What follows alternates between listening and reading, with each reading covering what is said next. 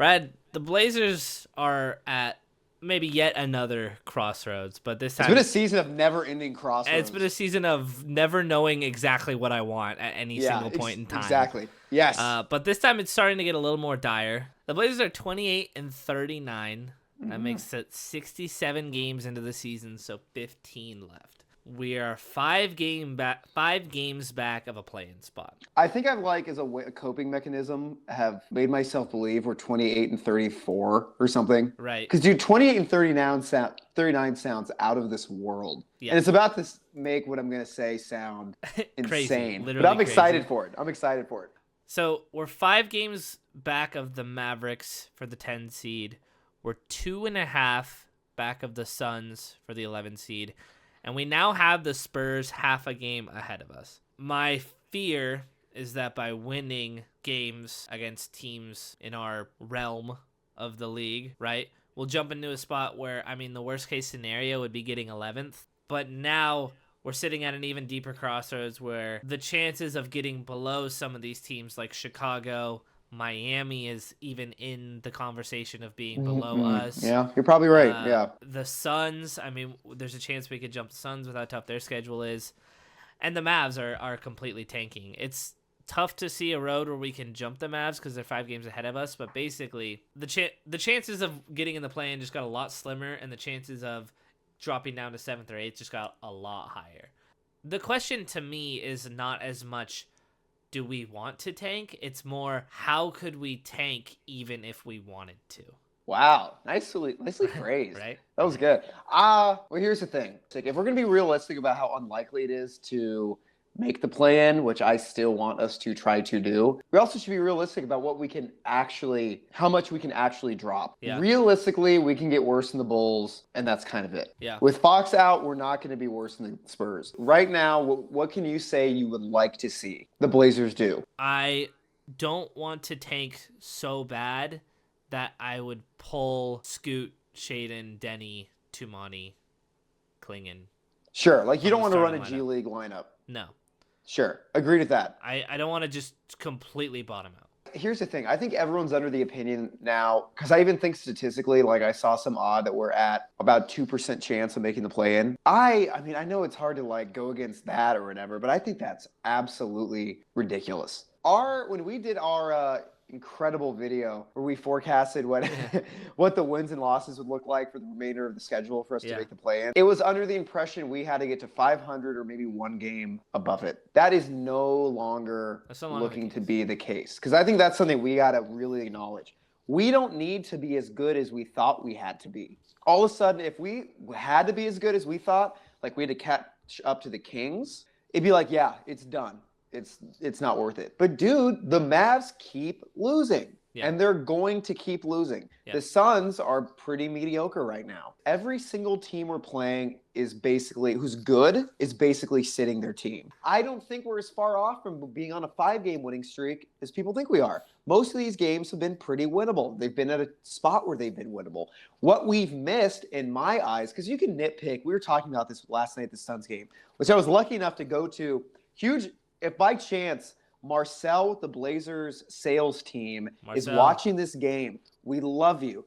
Thank you. He calls my girlfriend at 1:00 and is we appreciate you guys coming to games earlier this year. How was the Hornets game? We would like to give you guys 2 free club tickets to the game tonight. We're what? And it ended up being almost the greatest Blazer game I've ever been to. I even watched that game and everyone's that's it. We suck.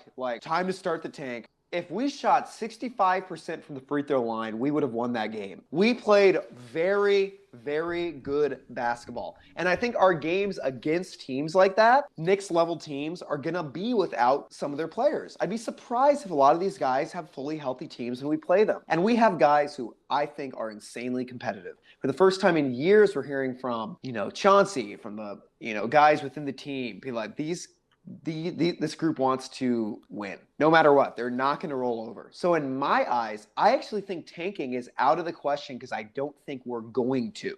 Yeah. Well, so that's where the difference.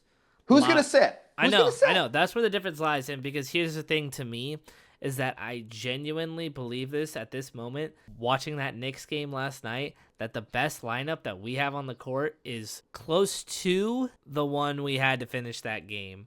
That puts us at the crossroads where you either have to sit the players you want to see in order to lose or keep playing them and have your best chance at winning. That's Agreed. where I think we're at right now. I think that I would want the outcomes to be like last night and be close competitive losses and just get unlucky the rest of the season because it's kind of already happened enough times. Basically, lucking into a higher chance at the lottery seems a bit more attainable than lucking into a play-in because we win tons more close games.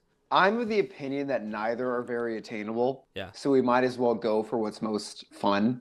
Right. And I really mean that. That sounds like a simple, like, I think we should have fun. Like, yeah. But I really mean that. Yeah. At best, like I said, I think we'd get one more spot up in the draft. One more.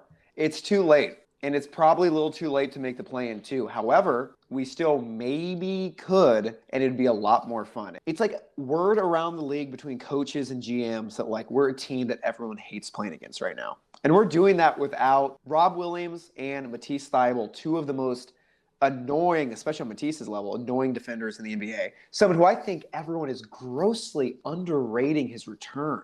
Matisse is not a guy who needs to get that many reps in to play his style of basketball. He plays basketball that is up here and is very purposeful, and it is so different from anything we've ever seen. If you guys need to appreciate Matisse a little bit more. If you don't, I'm not telling you what to do. Yeah. But if you don't, if you think he's like, this guy's a special, one of a kind type of defender. And he'll fit into the way we're playing right now very easily.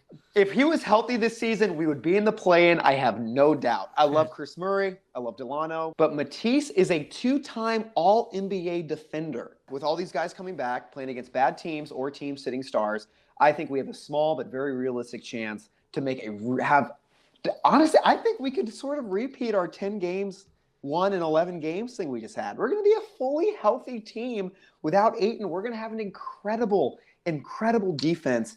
Scoot's playing better than ever. Shaden's playing better than ever. Denny is at the peak of his game. We're almost winning these insanely close games despite being an okay team that's depleted. An okay team that's fully healthy. We're going to be pretty good. We're going to be intense. It's going to be a blast to watch. I'm personally really excited because I don't think there's any real advantage when we could at most drop one spot against the Bulls or pass them in the lottery odds. Might as well go for it and have a really fun end of the season. Because I have loved this season. I want as much of it as I can get. What I think most people have been clamoring for all season long is to play lineups of really young, crappy players and just basically try to lose every game, right? Or basically the hope is that, kind of like we saw last night, maybe this lineup of players we like for the future will gel together and actually string together some wins. Mm-hmm.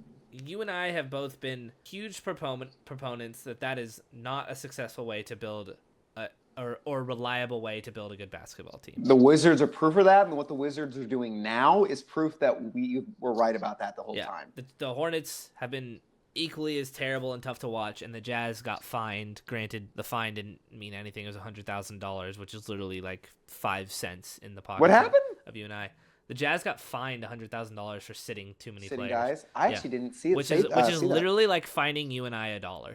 Lauri Markkanen makes $500,000 every single game, and the Jazz organization got fined $100,000 for sitting their guys all season long. So you and I have been definitely on the far side of keep going, play hard, let people, develop good habits, try to win games, right? You're still all the way cranked over there, fight till till the E is on the name, right? Yeah. I have since picked myself back up a little bit to I don't think we should play Rob again because I want him for next season fully healthy. Jeremy, if he feels any sort of tendonitis, go sit down. Ayton, sit the rest of the season. That's both for winning purpose. You and I both agree. Just sit, maybe forever. Just for my own. Just for the rest of the time, yeah. But I think on games where we're playing the Nuggets, the Celtics, sure. When we're playing these good teams, let's throw everything at the wall. Let's see what this group can do against really good basketball. Because the chances are we're still probably going to lose. But if we win, that singular win holds a lot more value than us beating the crap out of the Wizards. When For we sure. play the Wizards, let's play Ryan Rupert 25 minutes. Mm-hmm. Let's run Shaden and Ant and Scoot together for 25 and see what happens. Sure. Right? Let's experiment in those games. Let's bog ourselves down in those games because I think, to me, we should just stop thinking about the wins and losses and just treat each individual game like an isolated event of how can we get the most, because we have 15 games left. How can we get the most for the guys on this team out of this singular game? Like you said, it's going to be really hard to make the play-in. And like you said, it's going to be really hard to get below anyone else besides maybe a team or two, right? Mm-hmm. So if we're actually pretty stuck where we are in the standings, then let's stop thinking about the standings and let's just think about the moment in each game. I totally agree with you that there's plenty to be gained and there's plenty of excitement to be had for us having a home game against the Cavaliers and try to stop their win streak, right? Mm-hmm. That would be amazing to try and pull off. So I think there's individual victories and individual things to gain out of every single game. Let's let Rupert play against the Wizards, who are, playing players his skill level, right? Sure. Like let's look at it like that and stop looking at like tank all the way down or rise all the way up. I think that is the first argument against winning I've actually liked. I'm not kidding, dude. Bravo. Keep this part in the video.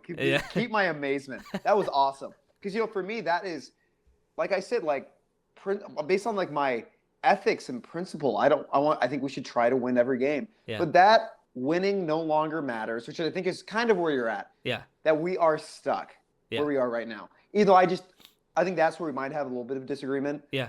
I don't think we're quite stuck yet. I think we're very close. Yeah.